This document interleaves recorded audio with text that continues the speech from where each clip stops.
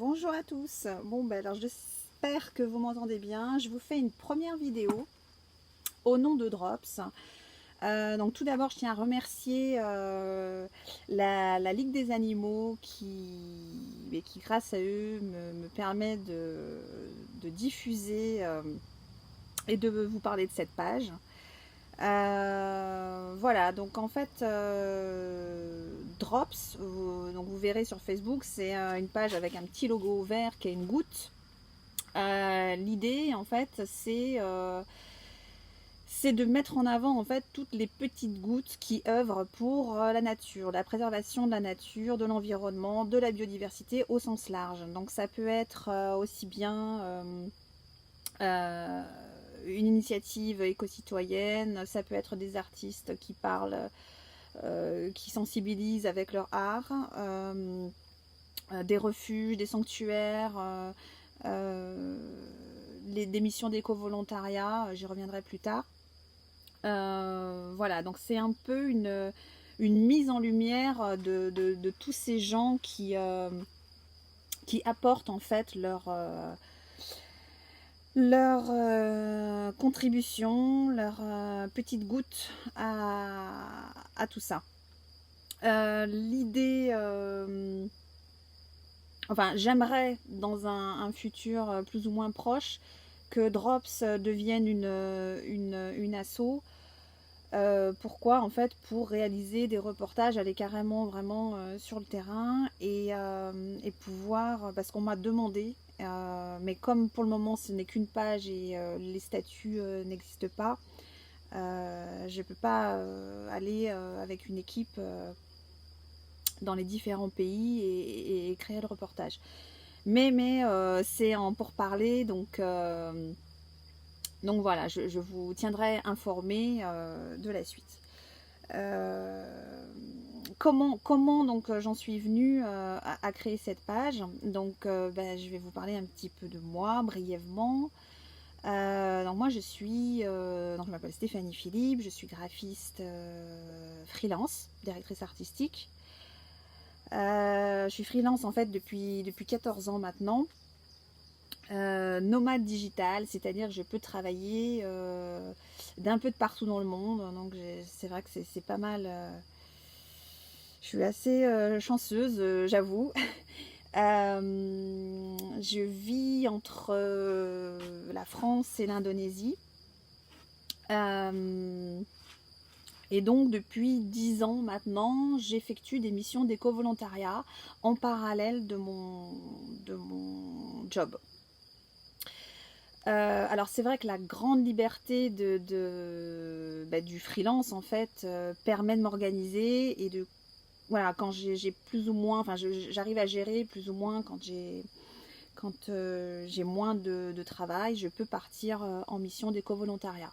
Alors l'éco-volontariat, qu'est-ce que c'est? Souvent on me demande en fait la plupart des gens en fait se posent beaucoup de questions là-dessus. Comment faire? Est-ce qu'il faut avoir un bagage vétérinaire? Est-ce qu'il faut avoir un bagage scientifique? Pas du tout, hein. J'en suis la preuve.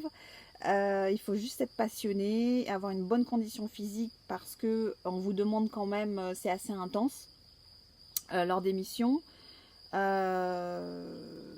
Donc souvent les missions d'éco-volontariat vont être dans des refuges, des sanctuaires de vie sauvage, où la biodiversité, enfin dans les pays où la biodiversité est en danger.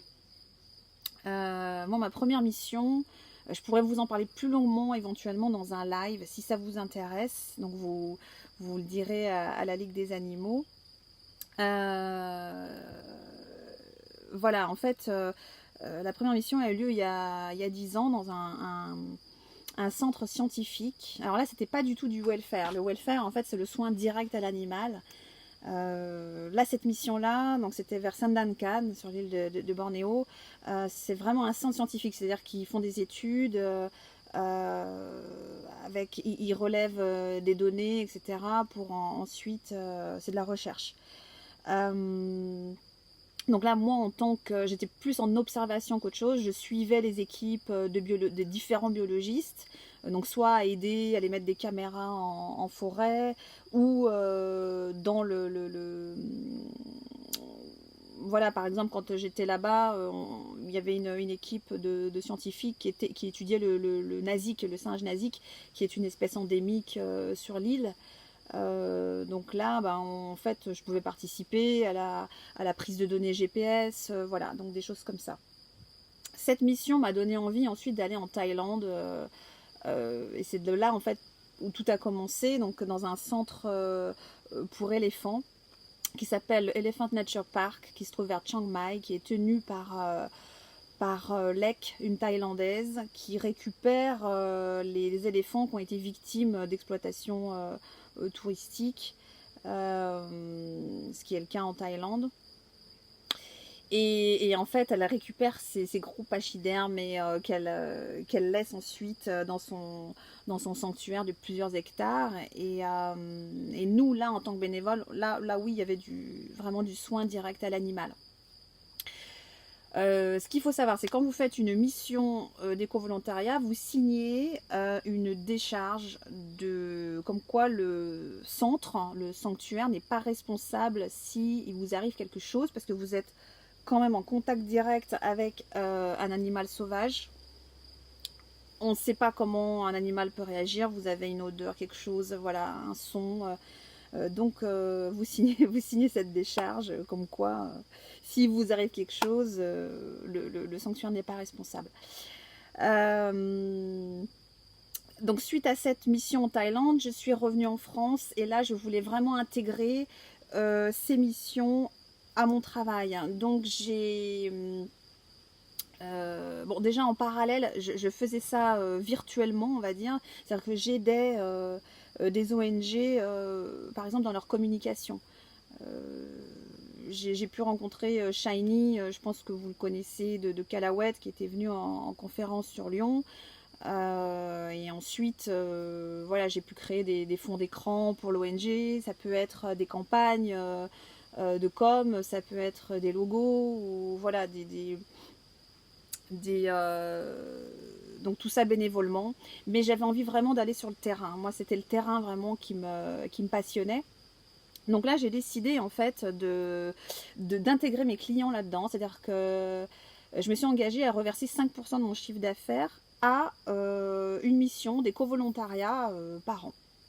Alors au début, je vous avoue que mes clients étaient un peu dubitatifs, mais quand vous rentrez avec des films et puis des photos, et que finalement ils se rendent compte que c'est un peu aussi grâce à eux que j'ai pu partir, hein, donc quelque part ça a créé une sorte d'émulation, une bonne synergie, donc ça m'a motivée pour continuer.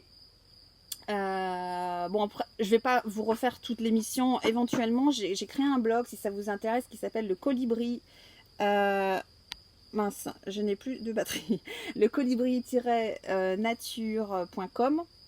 Vous pourrez voir les missions que j'ai pu effectuer, les différentes espèces menacées et les problématiques avec ces espèces dans les différents pays. Et vous avez aussi tous les contacts de ces sanctuaires. Je me dépêche parce que du coup le temps est compté. Voilà. Et donc au bout de 10 ans, donc Drops est né en début d'année. Au bout de 10 ans de ces missions, donc j'ai pu rencontrer pas mal de monde et des gens extraordinaires en fait, souvent anonymes. Et je me suis dit, en fait, ce serait vraiment intéressant de les mettre en valeur, de mettre en avant tous ces gens, en fait, qui œuvrent pour la nature, pour notre planète. Chacun de nous, en fait, peut faire quelque chose. Il n'y a pas de petite initiative, en fait. Chaque petite goutte est importante. Je ne vais pas refaire le conte du colibri, mais si ça vous intéresse... vous pourrez aller voir sur internet que chacun apporte une goutte en fait, et avec toutes ces gouttes on peut créer une pluie de compétences. C'est un peu ce que je mets sur ma page Drops d'ailleurs. Voilà, donc en fait Drops met en lumière tous ces gens à travers le monde, et Et l'idée, c'est vraiment de créer un cercle vertueux, un mouvement en fait où chacun peut trouver sa place en faisant une petite chose. Hein. On n'est pas obligé d'aller au bout du monde, hein. C'est pas obligatoire. Voilà, après, si vous avez connaissance, si vous voulez me parler de l'initiative, si vous voulez paraître sur la page, n'hésitez pas à me contacter en message privé via Drops. Je pense que la Ligue des Animaux mettra le lien. Et puis, si aussi vous souhaitez un live sur les missions d'éco-volontariat, parce que je sais que bon, on me demande souvent d'en parler plus, parce qu'il y a pas mal de gens intéressés par ces missions. Donc n'hésitez pas. N'hésitez pas aussi à le faire savoir et puis on pourra éventuellement organiser ça. Voilà, donc je me dépêche, ça fait une petite vidéo de 11 minutes, c'est pas mal pour une première. Voilà, donc je remercie la Ligue des Animaux de m'avoir donné la parole et puis je vous dis à bientôt. Ciao, bye bye.